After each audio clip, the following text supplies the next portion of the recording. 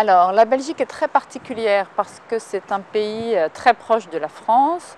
Il y a 25 Thalys par jour pour aller vers Bruxelles. Donc, les Français ont toujours un petit peu tendance pour une première exportation à penser à la Belgique et à considérer la Belgique comme un autre département français. Donc, les erreurs à ne pas commettre, c'est arriver en se disant on va venir voir des chefs d'entreprise, on parle la même langue et ça se passera très bien. On n'investit pas, c'est pas la peine, c'est un voisin. En Belgique, on parle français. Or, en Belgique, on parle français à Bruxelles et en Wallonie, mais il y a quand même 65% de l'activité qui se fait en Flandre. Donc, en fait, la plupart des entrepreneurs français arrivent pas du tout préparés, persuadés qu'ils peuvent monter un courant de business facilement sans mettre 1 € d'investissement.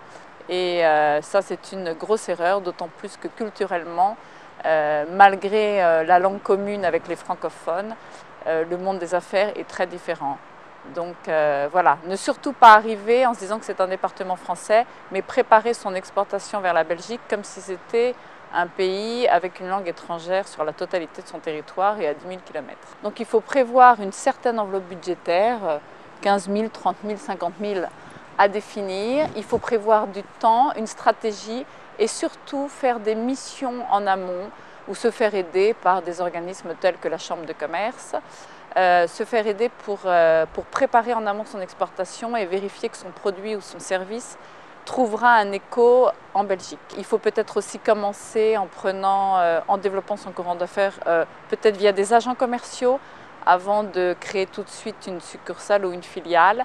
Et puis autre chose, essayer de ne pas être seul quand on démarre à l'exportation.